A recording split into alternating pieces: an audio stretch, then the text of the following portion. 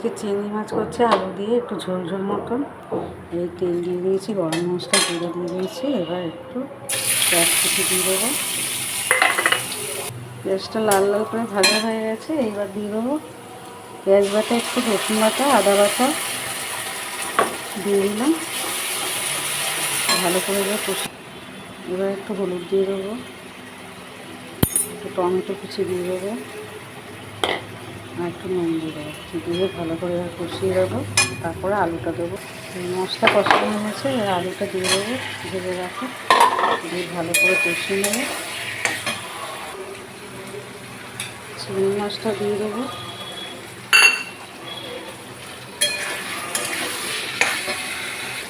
কষানো হয়ে গেছে, জলটা দিয়ে দিলাম। হয়ে গেছে চিংড়ি মাছের তরকারি। এই যে ঘি দিয়ে দিলাম, আর একটু গরম মশলা নাড়িয়ে দেবো। ভালোই হয়েছে মনে হচ্ছে। চিংড়ি মাছের পাতলা ঝোল খুব ভালো লাগে খেতে। ব্যাস হয়ে গেল। আর নামিয়ে দেখালাম না, ঢেলে দেখালাম না, কড়াইতেই হয়ে গেছে।